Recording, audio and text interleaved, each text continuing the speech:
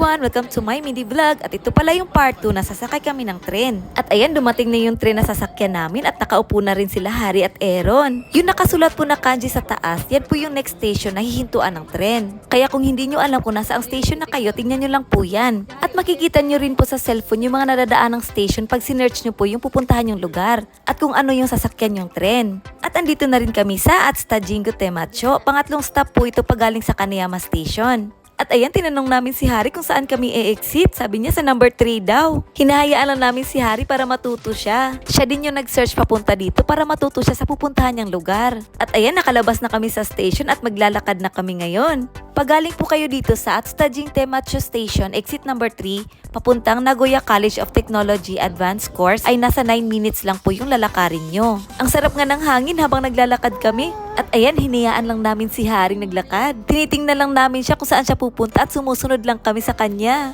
Sabi nga ng asawa ko, pwede kyan dumaan dito sa gilid. Sabi ko naman sa kanya, hayaan mo lang si Harry kasi siya yung nakakaalam saan yung madaling daan para sa kanya. At ito, nakikita na namin yung building at andito na rin kami. Diyan po mag-e-exam ng Eiken test si Harry. At ayan, tinuro na ng asawa ko kay Harry kung saan siya papasok sa building.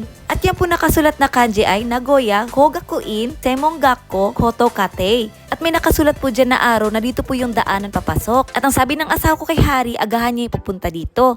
At dito siya papasok. At mag-ask na lang po siya dyan kasi may mga teacher na mag-a-assist dyan. First time ko nga dito at ngayon alam ko na kung saan mag-e-exam ng Eiken test, yung English na exam. Alam niyo po ba, bago kami pumunta dito, nag-apply po yung anak ko na si Harry ng Eiken test sa internet. At may dumating sa amin na postcard kung kailan siya mag-e-exam at pinuntahan nga namin tong lugar na to. Para sa araw ng exam ni Harry, alam na niya yung pupunta dito.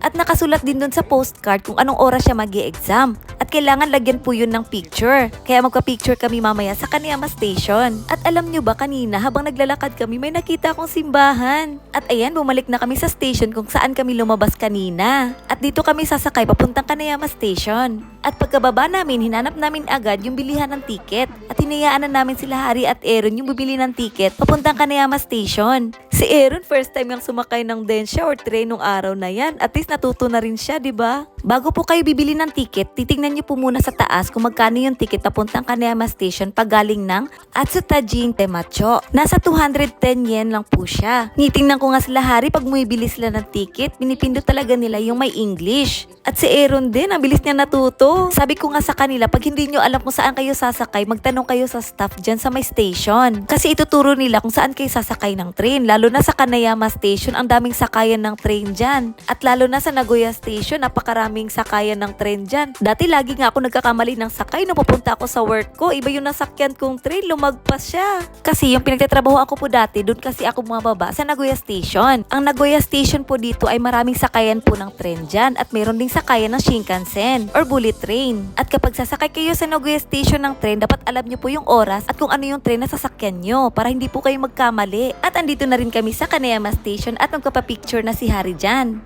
At gumala muna kami dito sa Kaneyama Station para maghanap ng inumin at makapagmerienda na rin. Hanggang dito na lang. See you sa part 3 ng vlog ko na to. Bye! Arigatou gozaimasu!